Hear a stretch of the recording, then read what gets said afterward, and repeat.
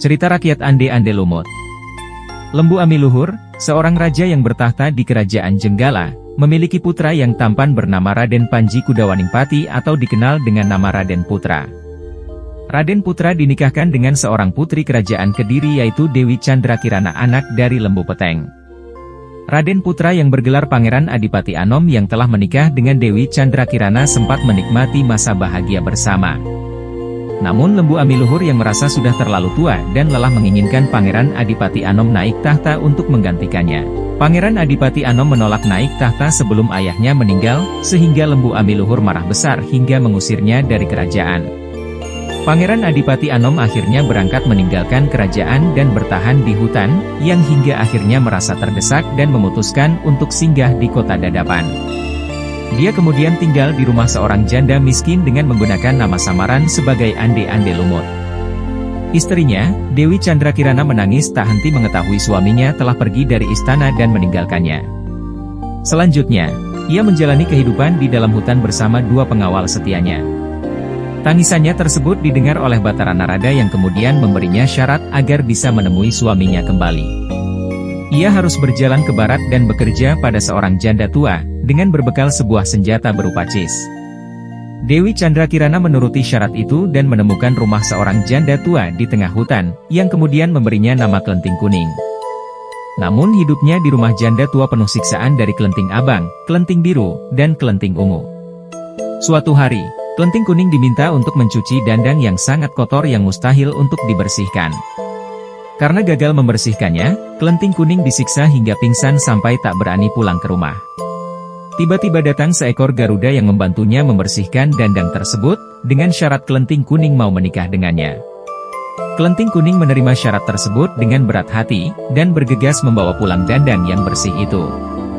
Keesokan harinya, Kelenting Kuning mendatangi Garuda dengan niat menepati janji, namun ternyata sosok itu berubah menjadi Batara Narada. Ternyata hal ini membuktikan jika Kelenting Kuning telah lolos dari ujian dan bisa bertemu dengan suaminya. Dengan gembira, Kelenting Kuning pulang dengan menyimpan berita tersebut dan hendak berpamitan dengan sang janda tua. Di waktu yang sama, Kelenting Abang, Kelenting Biru, dan Kelenting Ungu juga hendak berangkat untuk melamar anak janda yang tampan di Dadapan. Kelenting Abang, Kelenting Biru, dan Kelenting Ungu yang mengetahui Kelenting Kuning hendak pergi bersama mereka, menyiksanya di tengah jalan dengan mengikatnya di pohon serta melumuri tubuhnya dengan kotoran. Ketika hendak menyeberang, Kelenting Abang, Kelenting Biru, dan Kelenting Ungu bertemu dengan Yuyu Kangkang yang merayu mereka untuk menyeberangkan dengan bayaran sebuah kecupan. Ketiganya setuju dan bisa menyeberangi sungai dengan selamat hingga sampai di rumah sang janda miskin. Selanjutnya, Kelenting Abang, Kelenting Biru, dan Kelenting Ungu hanya bisa memasuki rumah janda miskin yang ditujunya dengan syarat memberi sebuah kecupan kepada penjaga pintu. Kembali mereka bertiga memberikan kecupan dan bertemu dengan sang janda untuk mengutarakan maksudnya. Sang janda miskin bertanya kepada Ande-Ande Lumut, yang sebenarnya adalah Raden Putra atau Raden Panji Kudawaningpati tentang lamaran ketiga wanita tersebut, namun sang pangeran menolak karena ketiganya telah memberi kecupan pada Yuyu Kangkang dan penjaga pintu. Sementara itu, Kelenting Kuning bisa melepaskan ikatan dan melanjutkan perjalanan hingga bertemu Yuyu Kangkang. Yuyu Kangkang kembali menawarkan jasanya untuk menyeberangkan, namun Kelenting Kuning menolaknya dan justru mengeluarkan senjata cis dan mengeringkan seluruh sungai. Setelah Kelenting Kuning berhasil menyeberang, Yuyu Kangkang memohon dan menangis agar air sungai tersebut dikembalikan karena ia tak dapat hidup tanpa air, dan Kelenting Kuning kemudian mengabulkannya. Kelenting Kuning pada akhirnya kembali melanjutkan perjalanan ke desa Dadapan, hingga bertemu sang penjaga pintu. Niatnya bertemu dengan anak janda miskin yang tampan bernama Ande-Ande Lumut sempat diremehkan karena tubuhnya yang kotor dan penuh kotoran. Namun, kemudian Kelenting Kuning diizinkan masuk dan bertemu janda tua yang menyuruhnya untuk membersihkan diri terlebih dulu. Terkejutlah Ande-Ande Lumut saat melihat sosok Kelenting Kuning yang ternyata adalah istri yang dicintai dan dirindukan selama ini. Ande-Ande Lumut dan Kelenting Kuning kemudian menceritakan sosoknya sebagai Pangeran Adipati Anom dan Dewi Candrakirana kepada sang janda miskin.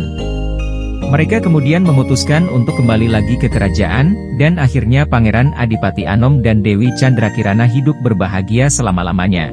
Pesan moral dari cerita Ande-Ande Lumut ini adalah bagaimana seorang wanita harus menjaga kehormatannya seperti saat Dewi Candrakirana atau Klenting Kuning pada waktu menghadapi Yuyu Kangkang. Di samping itu, sikap teguh dan kesetiaan dari Dewi Candrakirana atau Klenting Kuning ketika diuji oleh Batara Narada juga patut dicontoh. Namun demikian, sikap buruk dari tiga bersaudara yakni Klenting Abang, Klenting Biru, dan Klenting Ungu yang menyiksa Klenting Kuning tidak boleh ditiru, dan sebaiknya kita berbuat baik dengan sesama tak peduli dengan latar belakangnya. Adapun sifat kedua janda yang merawat Ande-Ande Lumut dan mengangkat Klenting Kuning sebagai anak juga patut dicontoh sebagai bentuk rasa kasih sayang terhadap sesamanya.